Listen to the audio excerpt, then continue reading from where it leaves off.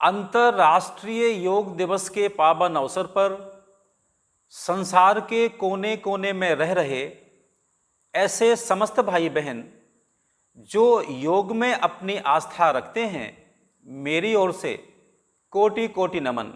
साथियों, आज के इस पावन अवसर पर देश के यशस्वी प्रधानमंत्री श्रीमान नरेंद्र मोदी जी का नाम स्मरण करना अपरिहार्य होगा, क्योंकि उन्हीं के पुण्य प्रयास से योग अंतर्राष्ट्रीय स्तर पर अपना स्थान पा सका।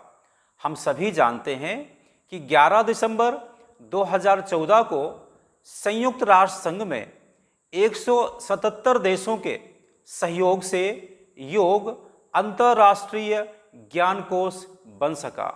हम यह भी जानते हैं कि पहली बार 21 जून 2015 को अंतर्राष्ट्रीय योग दिवस मनाया गया।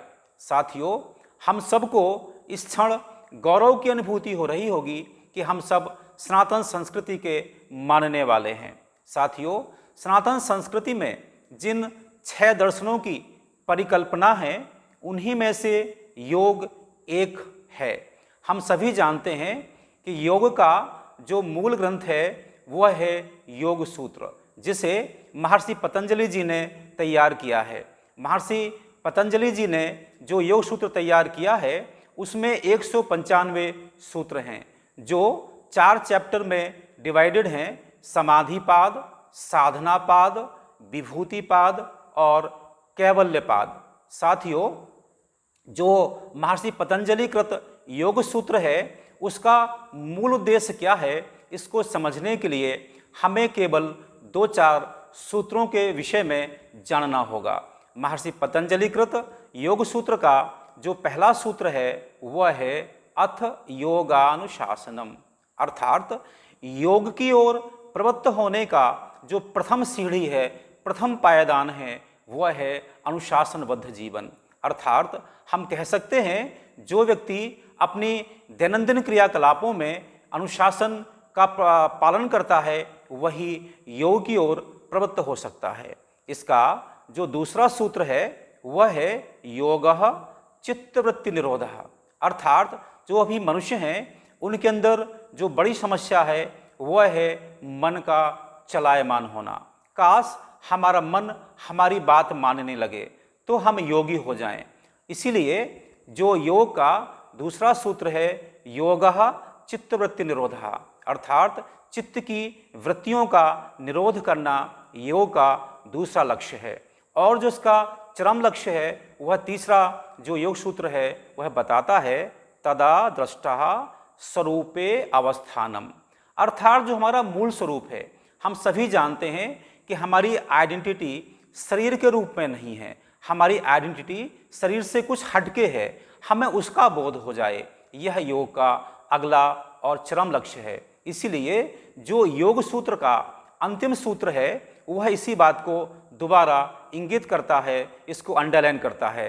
पुरुषार्थ शून्यानाम गुणानाम प्रतिप्रसवः कैवल्यम स्वरूप प्रतिष्ठा, अर्थात हमें कैवल्य की प्राप्ति हो जाए, हमें आत्म साक्षात्कार हो जाए। इसी बात को भगवान श्री कृष्ण भगवद गीता में कहते हैं असंशयम महाबाहो मनोदुर्निग्रहम चलम अभ्यासेन तु कौन्तेय वैराग्येण च गृह्यते। वह कहते हैं कि हमारा जो मन है वह बहुत चंचल है, इसको कंट्रोल करने के लिए अभ्यास और वैराग्य 2 उपाय हैं। ठीक इसी बात को महर्षि पतंजलि जी 12वें सूत्र में कहते हैं अभ्यास वैराग्याभ्याम तन्निरोधः।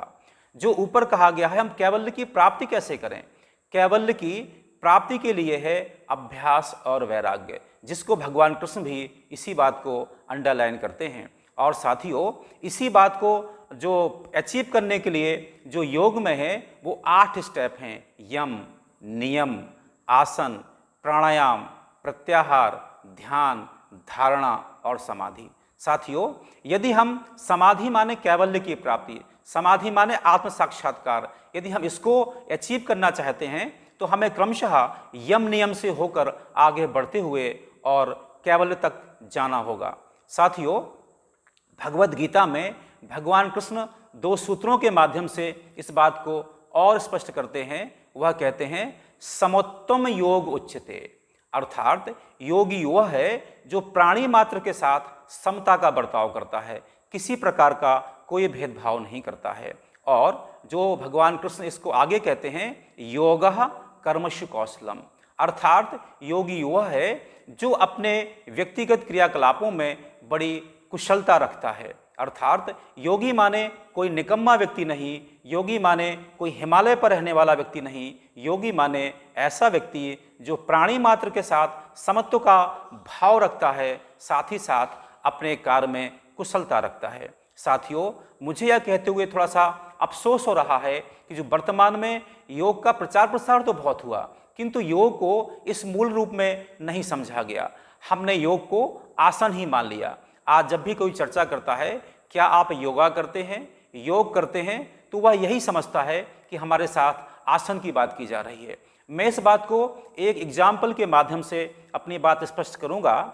जैसे किसी अबोध बच्चे के सामने हाथी खड़ा हो और उसकी पूंछ पकड़कर कहा जाए यह हाथी है, और वह बच्चा पूंछ को ही हाथी समझ बैठे। यही भूल आज अधिकांश योग को मानने वाले कर रहे हैं, जो आसन को ही योग मान बैठे हैं। यही गलती है। आसन भी योग है, आसन ही योग है, ऐसी बात बिल्कुल नहीं है। जब तक हम जो उसके 8 स्टेप हैं, यम नियम से लेकर के ध्यान धारणा समाधि तक, हम सबका अभ्यास नहीं करते, हम योगी नहीं हो सकते, हम कैवल्य की प्राप्ति नहीं कर सकते। साथियों, आज के इस पावन अवसर पर मैंने देश के यशस्वी प्रधानमंत्री जी का नाम तो लिया ही लिया है, साथ ही साथ मैं आज उन सबके प्रति अपनी कृतज्ञता व्यक्त करना चाहता हूं जिन्होंने उनके पहले योग को अंतर्राष्ट्रीय स्तर पर प्रचारित करने का जो उद्यम किया। आज उनके चरणों में भी मेरा नमन है। और एक अंतिम बात कहते हुए मैं अपनी बात को विराम दूंगा। आज सारे भारतवर्ष में कोरोना से लड़ने के लिए एक वैक्सीन का विशेष अभियान चलाया जा रहा है, जो गवर्नमेंट ऑफ इंडिया की ओर से है। आज मैं सभी से प्रार्थना करता हूं, जो भी भाई बहन मेरी बात को सुने वह वैक्सीनेशन जरूर करवाएं।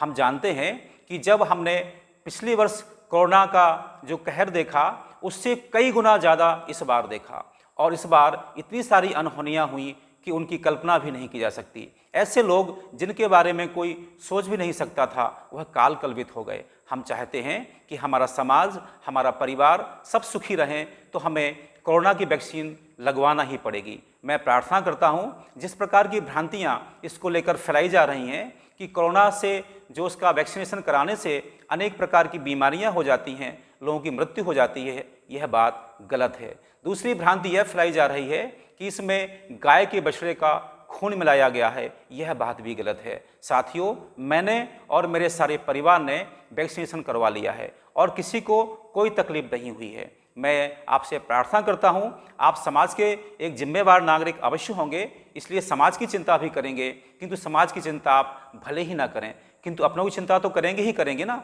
यदि आप अपने परिवार से प्यार करते हैं, अपने परिवार को सुखी देखना चाहते हैं, तो आपको वैक्सीनेशन जरूर करना चाहिए, और जो भी आपके आस पड़ोस के लोग हैं उनको भी भेजना चाहिए, क्योंकि यह एक ऐसी लड़ाई है कि यदि कोई एक व्यक्ति भी अनवैक्सीनेटेड रह जाता है तो वह समाज के लिए खतरा बन सकता है। अर्थात हमारे समाज में एक भी व्यक्ति ऐसा ना बचे जिसने वैक्सीन न लगवाया हो। मैं आज अंतर्राष्ट्रीय योग दिवस के पावन अवसर पर आप सभी को पुनः पुनः शुभकामना देता हूं और यह प्रयास करता हूं कि केवल आसन को योग न माना जाए, आसन भी योग है यह समझा जाए। योग को अचीव करने के लिए यम, नियम, आसन, प्रत्याहार, ध्यान, धारणा, समाधि तक पहुंचने के लिए, कैवल्य तक पहुंचने के लिए हमें स्टेप बाय स्टेप अपना उत्तरोत्तर उन्नति करनी होगी। तब हम जो उसका चरम लक्ष्य है कैवल्य की प्राप्ति, हम उसे पा सकते हैं। मुझे भरोसा है कि आज अंतर्राष्ट्रीय योग दिवस के पावन अवसर पर आप मेरी शुभकामनाएं भी स्वीकार करेंगे, और जो मैंने हल्का सा अब उसका स्पष्टीकरण किया उस पर भी एक बार विचार करेंगे। मैं इन्हीं शब्दों के साथ अपनी वाणी को विराम देता हूँ। ओम शांति इति।